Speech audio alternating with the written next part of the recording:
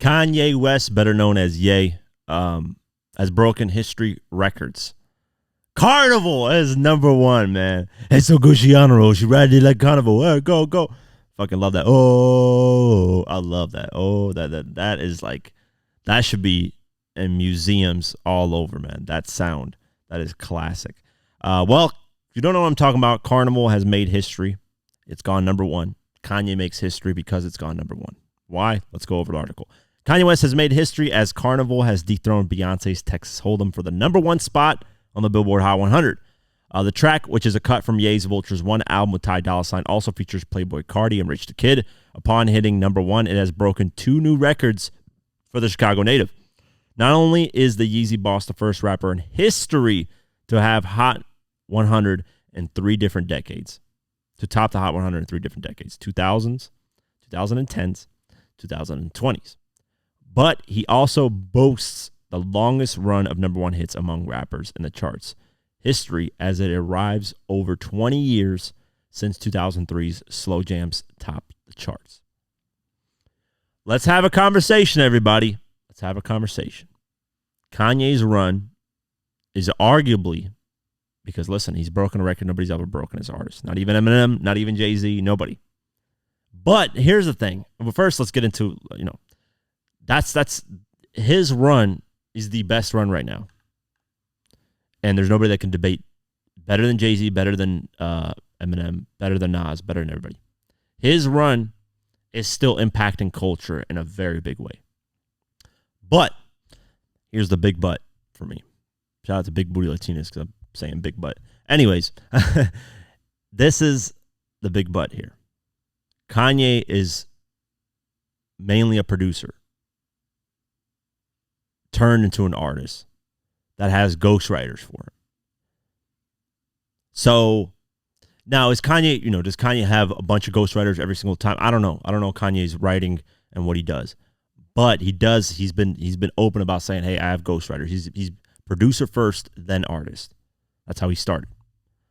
So does it really count as an artist? I don't know. That's up to people, but I consider Kanye an artist. I'm going to say he's an artist. I don't know about rap artist because he's dibbled and dabbled a lot of different things, but whatever. We'll just say Kanye is a hip-hop rap artist and did this, right? I agree with that. I'm happy that Carnival went number one, and I do think he has the best run right now in hip-hop, period. Now you know why Drake was going back and forth with Kanye, because that's the only person Drake saw as somebody that could potentially dethrone him from the top spot. You can tell just by the way Drake was going at Kanye that's the only person he saw. And mind you, this is Kanye West. This is somebody that came out with their first album in 2004.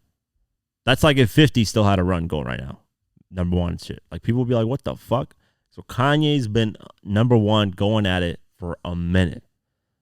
And that has a lot to do with his ties. That has a lot to do with production. That has a lot to do with a lot of things. Because I think they went number one with the Watch the Throne project song off that or something like that. But he's gotten number ones here and there. This is his first number one as a lead artist since 2007, Stronger. So it's been a minute. Make you better, stronger, whatever that song is. I forgot about it. Shout out to Graduation, by the way. It's a classic album. Or at least close to classic. I don't know. We'll talk about that some other time. He is getting ready to drop Vultures 2. But before we get into that, Kanye talked about getting a number one. And it's hilarious. Honestly, it's one of the funniest captions ever written on Instagram, I think. So he has deleted the post and changed the caption and said no caption. So this is what he said on his caption about the song going number one. Rich, Ty, Cardi, and the supporters that stood by us through everything, this number one is for you. It's for the people who won't be manipulated by the system. And fuck Adidas and everybody who works there or with them. Anyone who goes to school with anyone whose parents work at Adidas, just know they tried to destroy me. And here we are with the number one song in the world. He continued saying, like the fake dude I saw in the lobby at the Ritz that works at GOAT, you pussies don't stand for shit. And fuck everybody at Daily Mail. And then he says, and fuck everybody at fashion houses that sided with Gabby and Hailey Bieber.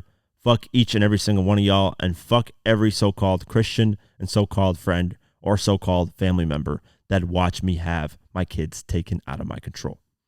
Kanye ended the message by taking shots at his longtime rival and sometimes friend Drake. He says this: "That's how I feel, and it's fuck Drake for taking Dirk right at the beginning of the Vultures roll. Out. I'll come back to y'all if I think of more fuck yous," he concluded. The funniest thing about this is the Drake diss, because Drake is hilarious for taking Dirk on tour with him right when Kanye drops Vultures and starts to do his run with his album, because he's been having Dirk on his albums a lot and working with him, collaborating with him. But Dirk decided to go on tour with Drake. Hey, it's a win-win for Dirk. He's on Kanye's albums and he's touring with Drake. He's having a ball. He's like getting dragged each way of two of the biggest artists right now. But this is just hilarious. It's a typical Kanye fashion, and he has a right to, speak out and say this, because Kanye can't be canceled. He can't be canceled. The guy makes music that people want to listen to. That's just the reality of the situation. Now, is Carnival the greatest song I've ever heard in my life? No.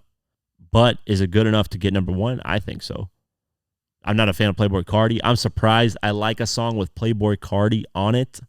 And even Rich the Kid, Rich the Kid's all right. Like those two, the fact that Kanye got a number one with those two guys on a track is hilarious to me. That just shows how talented he is. Because no disrespect, but Playboi Carti is, to me, is Dookie Cheeks. And Rich the Kid hasn't really done anything special in my eyes either. But shout out to them for getting their first number ones. They got their first number ones because of this, as well as Ty Dolla $ign. So Kanye just handed 3 artists their first number ones ever and gave himself another number one, as well as, having a number one in each different decade for 3 different decades. So, yeah, Kanye is going to drop Vultures 2. I'm sure Vultures 2 is actually sounding better than Vultures 1. So I'm really curious. I really want to hear Vultures 2. Like I said, I gave Vultures 1 a 6.5 out of 10. I could see Vultures 2 being 7.5, maybe 8. I don't know. We'll see. But there's the sample tracks and the tracks that he's been previewing that came out sound pretty good. But